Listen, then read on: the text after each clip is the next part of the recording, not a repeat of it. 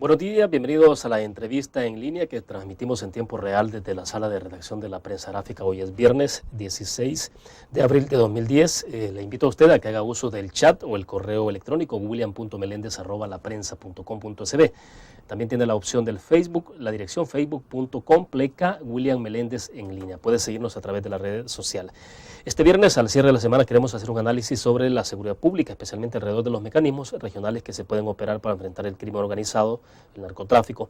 Esta semana el presidente Funes ha admitido que el grupo de narcotraficantes conocido como los Zetas han hecho visitas exploratorias al país. Pero hay otro tema también de las últimas horas, de las últimas 24 horas, que tiene que ver con el debate legislativo en torno a la autorización para que el presidente Funes pueda negociar 143 millones de dólares en préstamos con organismos financieros internacionales. El FMLN no ha acompañado en esta votación, es la excepción en esta votación de autorización de los préstamos. Para hablar sobre estos temas está con nosotros esta mañana Óscar Godoy. Él es politólogo y también integrante del Instituto de Cultura Política en nuestro país. Óscar, bienvenido, buenos días. Buenos días, William, ¿cómo está? Mucho gusto. Buenos días, salvadoreños. Bueno, Óscar, quiero invertir un poco la discusión de esta mañana. Obviamente que me interesa que profundicemos en el tema de la violencia, ¿no? En el cual tiene usted mucho conocimiento, especialidad, digamos, sobre ese fenómeno social. Pero antes de eso creo que hay un tema político y lo decíamos entonces en la introducción.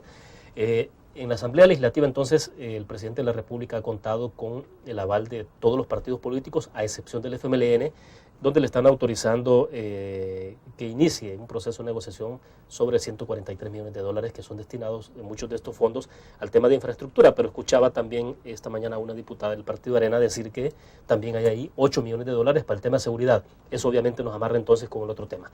Pero en principio, ¿cómo se puede explicar, Óscar, este fenómeno que se está dando en esa relación FMLN y el presidente Funes? Bueno, en principio hay que decir que al no apoyar esta iniciativa, el FMLN es consecuente con lo que siempre ha dicho. Recordemos que durante los gobiernos anteriores el FMLN siempre se oponía al endeudamiento del país. En ese sentido es consecuente. Pero, ¿por qué sigue siendo consecuente en este momento si es partido en el gobierno? Claro. Precisamente porque el FMLN es un partido que maneja su relación con el presidente a base de contradicciones, ¿verdad? La contradicción en este sentido le permite al FMLN poner sobre la mesa temas periféricos u otros temas de lado que le permita, por ejemplo, como el caso del RNPN u otras iniciativas que más adelante puedan salir. Este es un ejercicio de contradicción que al FMLN le puede rendir un fruto adelante o puede servirle en este momento como un mecanismo de presión para que el presidente haga otras concesiones. Porque la modalidad de este gobierno es esa, ¿verdad? Concesiones y concesiones entre una parte y la otra para poder avanzar en esta contradicción, en esta modalidad de gobierno que se ha venido configurando. A ver, Óscar, explícanos, pero uno entendería que sea el Partido Arena, por ejemplo, que ahora es oposición, que sea el PCN, que sea el PDC, que sean los de Gana, etcétera, los que se opongan a las iniciativas del presidente de la República. Y eso se puede entender, digamos, si yo me pongo como base de un partido político, como militante, digamos, o como simple elector de este país, uno dice, bueno, eso es entendible, pero no que el FMLN, que fue el que llevó a Mauricio Funes al poder también, o viceversa, ahora tengan ese tipo de relaciones. Y es que eso es lo simpático, digamos, de esta modalidad de gobierno que se ha configurado. Que quien hace oposición al presidente Funes no es la derecha, es la izquierda. Esa es la modalidad que se ha venido configurando a consecuencia de la separación de enfoques de gobierno, de enfoques ideológicos, de enfoques de propósitos y de enfoques de objetivos que tiene tanto el FMLN como el presidente. Hay objetivos estratégicos nacionales que no son los mismos para ambos grupos. El grupo del presidente Funes y su gabinete económico, por ejemplo, está más apegado a un tipo de objetivos estratégicos nacionales que tienen que ver con un sistema ya instalado, con un régimen ya instalado. El FMLN, por su parte, sus objetivos estratégicos no son los mismos, ¿verdad? Utiliza la energía que le pueda dar el gobierno para configurar un escenario diferente que le permita avanzar en una estrategia electoral para el 2012 y el 2014. Entonces, ahí hay dos cosas que están contradichas y que están contrapuestas y que obviamente implica que el FMLN haga estos ejercicios de oposición dentro del gobierno mismo. ¿Puede ser o no temeraria esa posición del FMLN en funciones electorales? Digo, porque no sé qué tanto, por ejemplo, las bases de ese partido o los militantes de ese partido puedan entender esa dicotomía que hay en esas relaciones, ¿no? Sí, es que esto lo que plantea es que la contradicción va más allá de la relación entre el FMLN y el gobierno.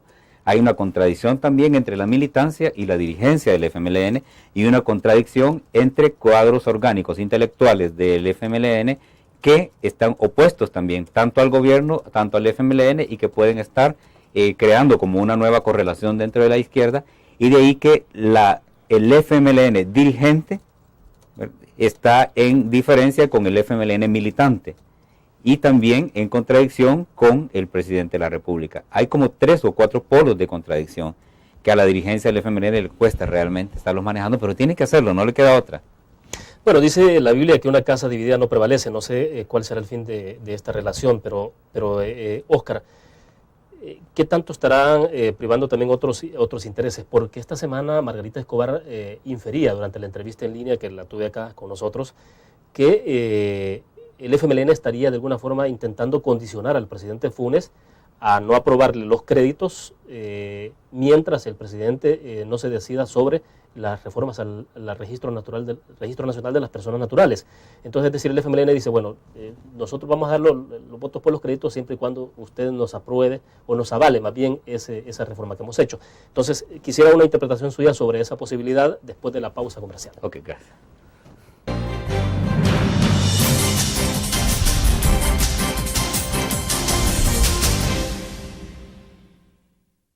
Todos los días salimos a dar lo mejor de nosotros, salimos a dejar el corazón en el trabajo. Cuando hay adversidad, salimos. Cuando no sale el sol, salimos. Así somos los salvadoreños, ponemos el alma en todo lo que hacemos, y esta vez también saldremos, porque saliendo a trabajar es que se sale adelante. Blur, la revista más innovadora y moderna de todos los tiempos. Única en su estilo, creativa, un espacio exclusivo y reservado de entretenimiento y diversión, llevada al máximo. Blur. Time Out, Movie, lo mejor de la cartelera. Art. Shopping, la guía de la moda. Go, viajes cortos fuera de la ciudad. Blur.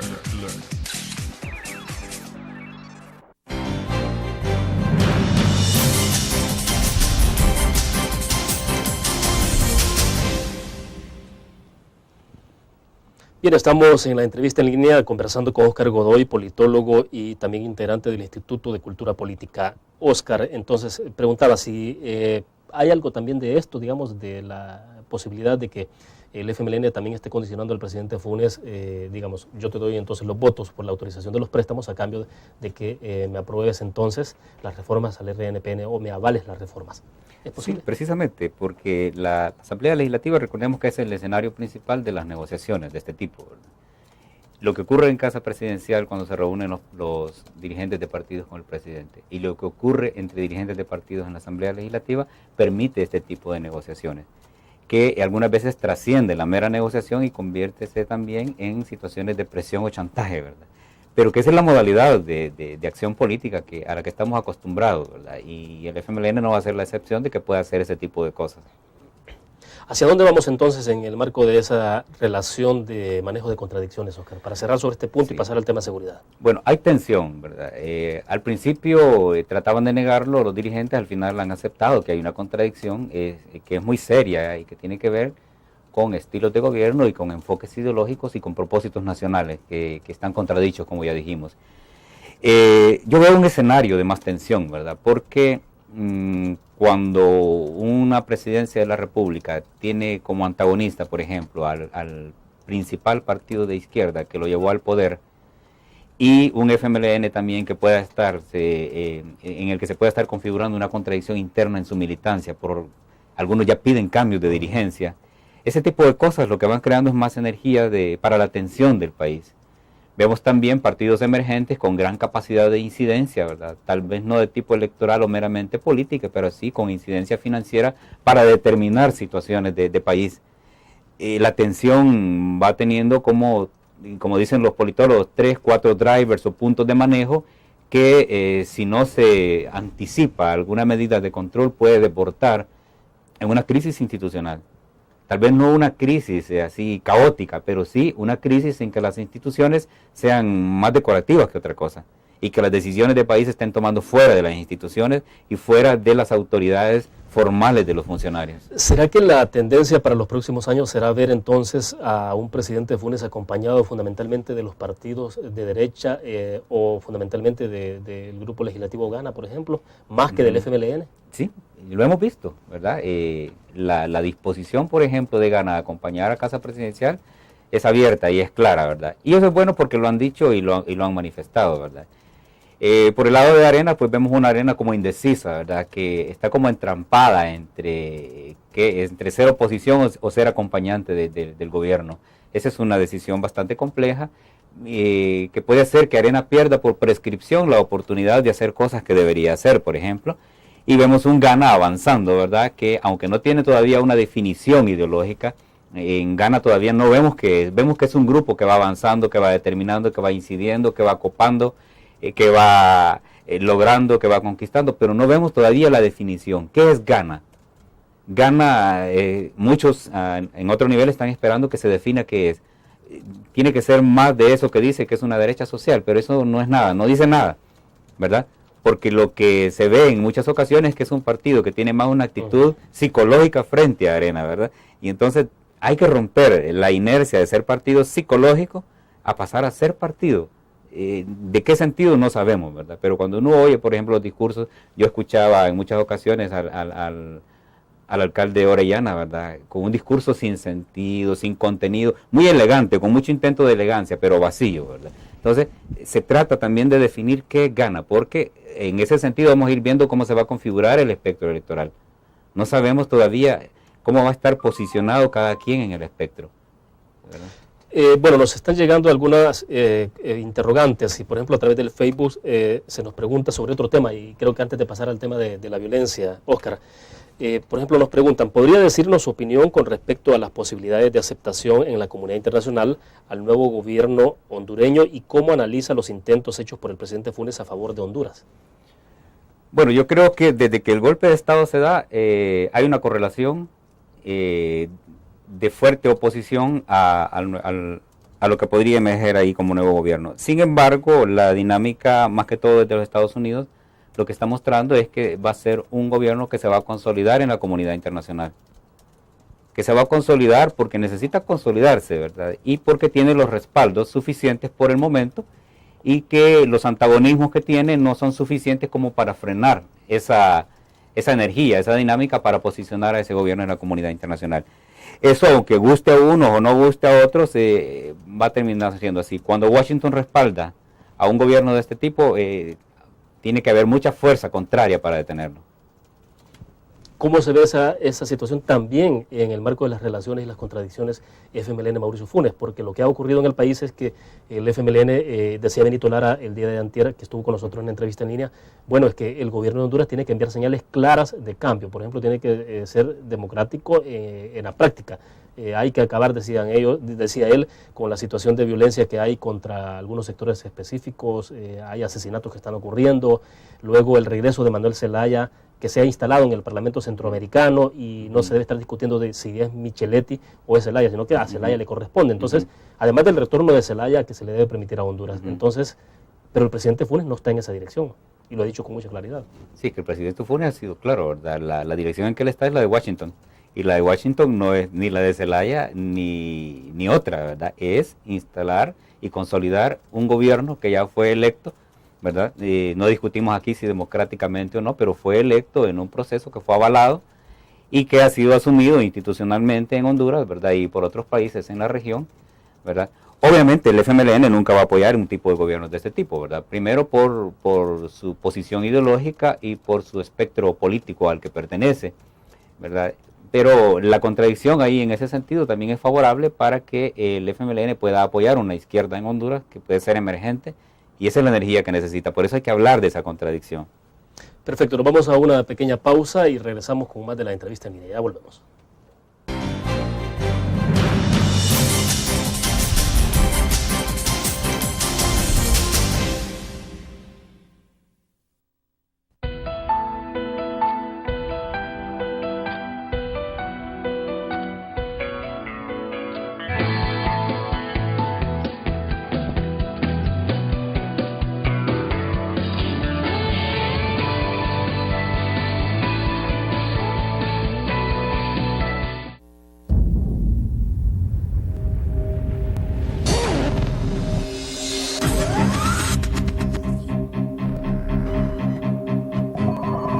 El inicio de una estrategia financiera desde los negocios y la actividad económica hacia toda Centroamérica.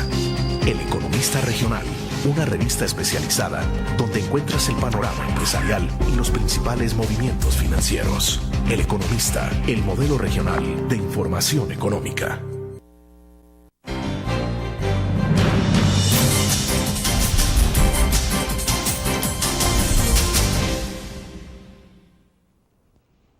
Bueno, Oscar, pasemos a otros temas. Hemos hablado ya de temas políticos, relación de FMLN con el presidente Funes, el caso hondureño ya con la pregunta que nos llegaba a través de Facebook. Ahora pasemos al tema de la violencia, concretamente. El presidente de la República ya había dado declaraciones a la prensa gráfica durante su visita a Washington sobre el tema del narcotráfico, había dado algunas inferencias sobre cuál era la situación del país, pero esta semana el presidente de la República ha reconocido que el grupo de los Zetas del narcotráfico mexicano, que es un grupo sumamente violento en donde opera, que es básicamente en México y Guatemala por ahora, también ha hecho algunas visitas exploratorias al país. Esos son los términos que ha usado el presidente de la República. ¿Ante qué estamos, Óscar? Estamos ante un fenómeno de crimen organizado instalado en el país, no de manera exploratoria. Yo creo que esos grupos están operando desde hace mucho tiempo, ¿verdad? Gente corriente, como por ejemplo quienes trafican con personas a los Estados Unidos, ya hablan que le pagan a los Zetas la ruta, ¿verdad? Entonces eso quiere decir que no andan explorando, ¿verdad? Ya hay redes instaladas, y no solo de los Zetas, ¿verdad? Sino que de muchas redes criminales, ¿verdad? Yo creo que el énfasis en el enfoque de seguridad de Casa Presidencial, más que en pensar en los Zetas, en los S o en los A o en los B, hay que pensar cuál es la institucionalidad que tiene el país para enfrentar el crimen organizado en general. Un país permeable, poroso en sus instituciones, poroso en sus funcionarios. Un país que tiene debilidades donde los funcionarios en muchas ocasiones son mercancía que pueden ser comprados. Eso permite que no solo los Zetas, sino que cualquier grupo del crimen organizado pueda operar en el país y convertir El Salvador en un territorio para traficar y otras cosas. Bueno, en el área política eso es delicado, porque tanto que ahora se está hablando de compra, bueno, lo de la compra de diputados no es nada nuevo. Hoy se ha hablado con más insistencia para raíz de las divisiones en la derecha, pero en el pasado siempre se ha dicho que esos trasvases que se han dado han respondido a intereses estrictamente económicos, dinero de promedio.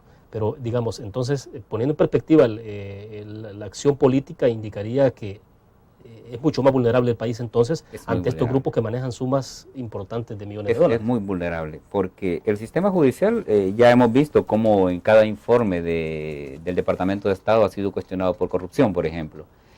La hipótesis que los norteamericanos siempre manejan es que no puede hacerse una contención seria al crimen organizado y a la corrupción en el país si no se tiene un sistema judicial depurado, fortalecido, reformado en todos los sentidos. Mientras haya un sistema que puede ser permeable, que puede ser fácil de penetrar, no puede haber una contención, aunque tengamos una policía efectiva en el terreno. Al final los casos se caen en el sistema judicial. Mientras no haya una propuesta seria de seguridad en el sentido de una política pública coherente, que tenga los componentes esenciales que debe tener una política de ese sentido, en lo que haya una división y una concepción clara de los diferentes ámbitos de seguridad. El énfasis casi siempre es en seguridad pública, pero no vemos nada atinente a las diferencias en cuanto a enfoques, mecanismos y criterios para entender qué es seguridad pública, qué es seguridad ciudadana, qué es seguridad nacional, qué es seguridad internacional, qué es seguridad democrática, qué es seguridad humana. Esas diferencias de enfoque y de concepto no están claras en las propuestas del gobierno.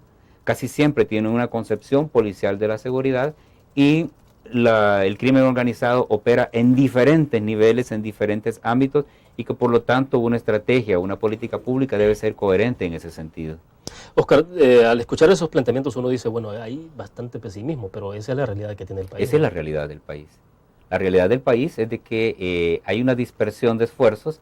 Hay esfuerzos que, aunque parezcan bien intencionados, carecen de la base científica, por ejemplo, en el diagnóstico de la delincuencia y de la violencia. ¿Cuál es la violencia que vamos a erradicar? ¿verdad? La violencia de calle, la violencia de cuadros intermedios del país o la violencia de élites, ¿verdad? Que se expresa en corrupción, ¿verdad?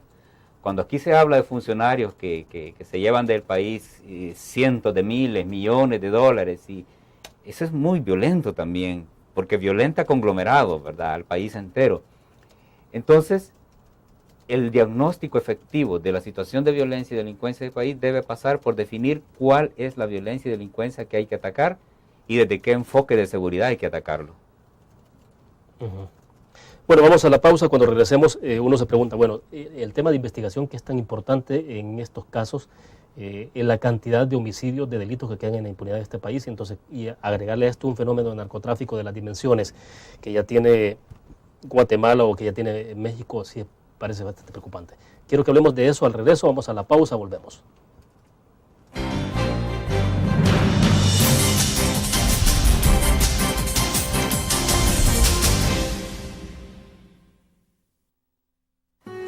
Si vas a viajar, quédate y lánzate a conocer un lugar paradisíaco, donde no importa quién gane, ni importa quién llegue primero, o quienes disfruten más bajo el sol.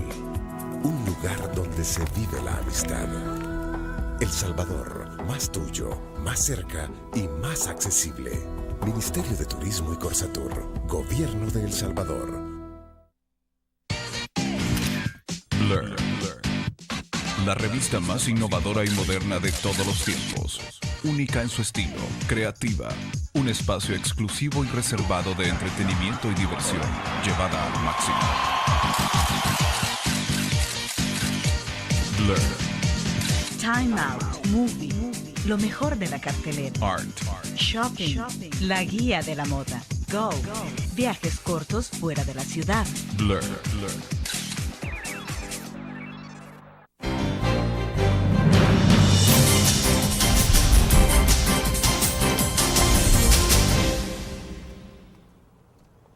Bueno, Oscar, uno se pregunta, bueno, ya estamos hablando de cuál es, digamos, haciendo una especie de radiografía de cuál es el país, de cuál es la capacidad institucional que tiene para poder responder a una situación de penetración de narcotráfico en los niveles de los que estamos hablando, porque ya no, quizás lo que no se ha visto en este momento, y gracias a Dios no ha ocurrido, es el hecho de que tengamos la cantidad de víctimas directamente originadas por el narcotráfico, aunque hay algunos que dicen que los muertos que ya estamos viendo en algunos momentos determinados responden a esa situación de narcotráfico, pero bueno, no hemos visto, digamos, la dimensión de la crudeza de lo que está ocurriendo de los Zetas directamente en Guatemala o en México. Pero uno se pregunta, bueno, si no se está investigando, si hay mucha impunidad en el tema de los homicidios, ¿cuántos casos se investigan de homicidios en este país y cuántos quedan en impunidad? Uno dice, bueno, ¿qué capacidad institucional hay entonces para poder enfrentar el crimen organizado a nivel de narcotráfico, que es mucho más complejo, que tiene grandes cantidades millonarias de dinero? Es complejo porque los niveles de delincuencia en este país, de todo tipo de delincuencia, han superado la capacidad del Estado para responder efectivamente. Por ejemplo, si en una respuesta estratégica del Estado no se incluye el fortalecimiento, por ejemplo, de la Fiscalía General de la República, que necesita muchísimos más fiscales, muchísimo más personal auxiliar y muchísimos más recursos para funcionar y muchísima tecnología. No estamos hablando en serio de tratar el tema de seguridad. Si no se fortalece, por ejemplo, la capacidad del Instituto de Medicina Legal, por ejemplo, para crear evidencia científica sobre homicidios y otro tipo de delitos, no se está hablando en serio de seguridad. Un Instituto de Medicina Legal que habría que convertirlo en una entidad con 4 o 5 veces más la capacidad que por ahora tiene. Si no se toma en cuenta que hay que hacer una reforma judicial de manera que pueda ser más expedita la respuesta del Estado en materia de justicia, si no se trabaja el tema también de fortalecimiento de la capacidad de los jueces, y si no se crean los instrumentos y los mecanismos para verificar la honestidad del manejo de casos de los jueces, no se está hablando en serio de una respuesta al tema de la delincuencia del país. Un sistema así es permeable, más que todo con la experiencia que se tiene de que hay muchos funcionarios que tienden a convertirse en mercancía ya en la práctica de sus funciones.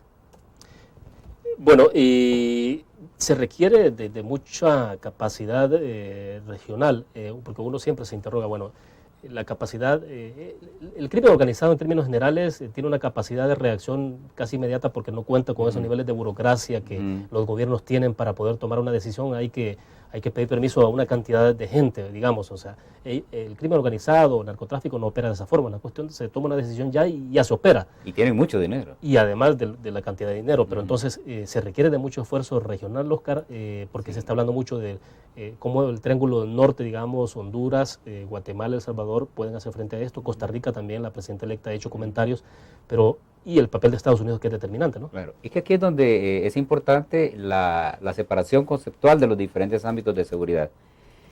El enfoque de respuesta al crimen organizado, cuando ya tiene una connotación internacional o regional, cabe dentro de una concepción que en teoría de la seguridad se llama seguridad internacional, que tiene que ver con el anclaje de las policías locales y las Fuerzas Armadas locales con los mecanismos regionales e internacionales que también incluyen este tipo de políticas o de estrategias. ¿Cómo articular una estrategia de seguridad internacional para proteger al país de la amenaza del narcotráfico, de la trata de personas, el tráfico de armas, la compraventa de órganos, etcétera? Ese es un tipo de respuestas que deberían estar incluidas en un plan integral o en una política integral de seguridad, ¿verdad? Porque el enfoque siempre es desde la seguridad pública, y esto trasciende el ámbito de seguridad pública y, como ya dije, pasa al ámbito de la seguridad internacional, y que coincide también con los propósitos y desafíos de la seguridad democrática, que tiene que ver con la estabilidad de los regímenes democráticos en el país. Un país que puede ser permeado por un cartel, por ejemplo, termina con políticos al servicio de carteles, y esa es una amenaza también a la seguridad nacional. Ahí es donde articulamos seguridad nacional, seguridad democrática, seguridad internacional, y que a nivel interno debe trabajarse desde la seguridad pública también. Perfecto, nos quedamos en el punto, vamos a la última pausa. Estamos conversando con Oscar Godoy, politólogo de nuestro país. Ya volvemos.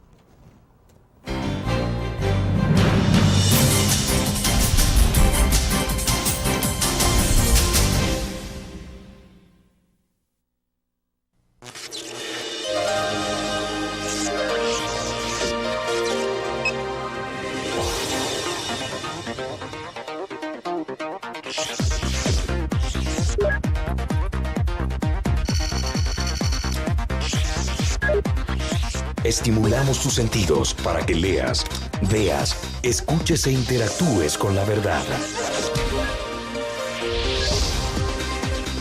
LPG Multimedia.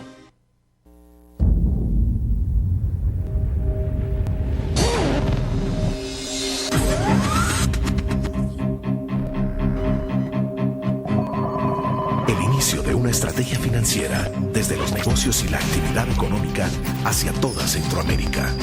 El Economista Regional, una revista especializada donde encuentras el panorama empresarial y los principales movimientos financieros. El Economista, el modelo regional de información económica.